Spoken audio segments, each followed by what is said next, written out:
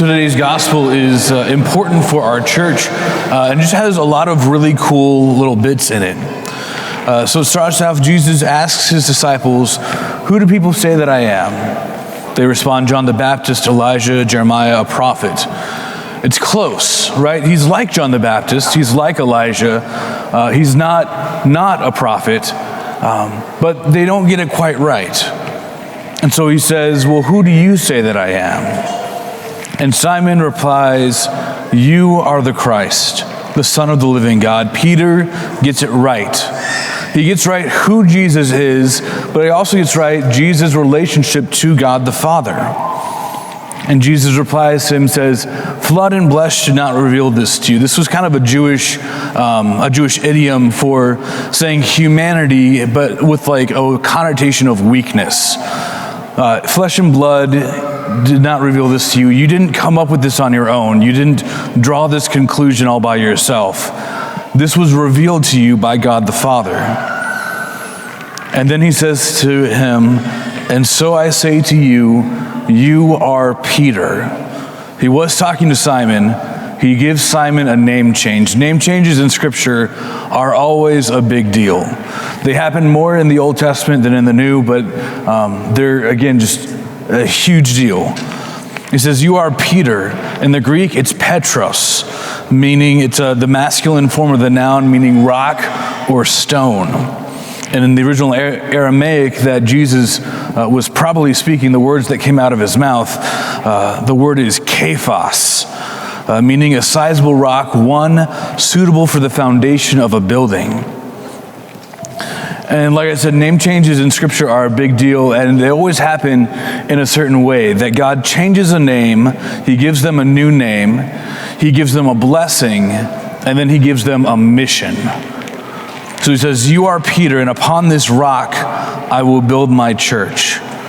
Just like how the temples of the Old Testament were built on solid stone foundations, Jesus builds his temple, his church, on the foundation of the rock of Peter, Kephas. "And so I say to you, you are Peter, upon this rock I will build my church, and the gates of the netherworld shall not prevail against it." The netherworld here means more specifically death. "I will build my church upon this rock, and death shall not overcome it." So he gives the name change, he gives the blessing, and then he gives the mission, the keys. He says, "I will give you the keys to the kingdom of heaven. Whatever you bind on earth shall be bound in heaven. Whatever you loose on earth shall be loosed in heaven." Now there's a saying in scriptural theology that the New Testament is hidden in the Old Testament, and the Old Testament is revealed in the New Testament. And a lot of times that's very messy and very academic. Today it's pretty obvious, right? The first reading. Eliakim receives the keys to the house of David. Eliakim is a steward, someone who is responsible for the kingdom, for governing the city while the king is gone. And there was often a line of succession with stewards. We see today in today's first reading, the stewardship is taken away from Shebna because he was a bad steward. So Eliakim receives the stewardship, he receives the keys, and says, "What he opens, no one shall shut, and what he shuts, no one shall open." And this is very clearly a prefigurement of Jesus, the King, like David the King, giving his keys not to the house of David, but to the kingdom of heaven, to Peter and his successors. So whatever they bind on earth shall be bound in heaven, and whatever they loose on earth shall be loosed in heaven. Now this phrase of binding and loosing was fairly common in early Jewish literature, and it has a few important connotations. One, it certainly denotes a teaching authority, that whatever you bind in teaching is bound.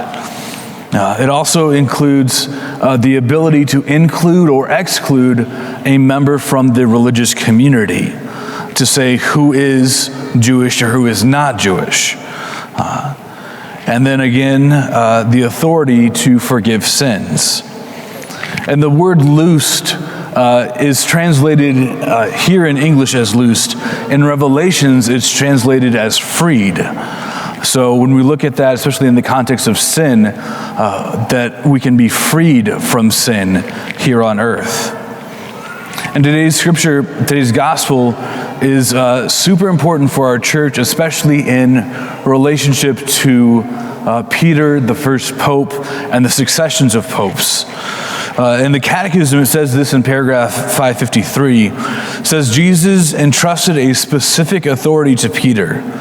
I will give you the keys to the kingdom of heaven. Whatever you bind on earth shall be bound in heaven. Whatever you loose on earth shall be loosed in heaven. The powers of the keys designates the authority to govern the house of God, which is the church. Jesus, the Good Shepherd, confirmed this mandate after his resurrection by telling Peter to feed my sheep. And the power to bind and loose has a connotation of the authority to absolve sins, to pronounce doctrinal judgments, and to make disciplinary decisions in the church.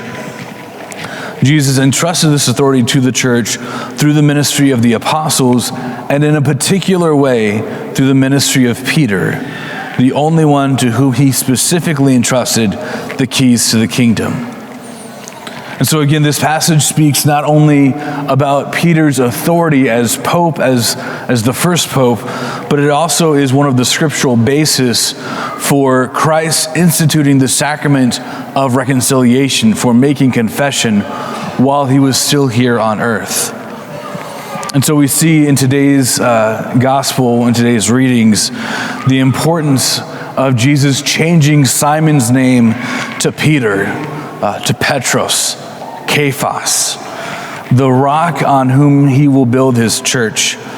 And he gives him the authority to teach, to govern, and to forgive sins.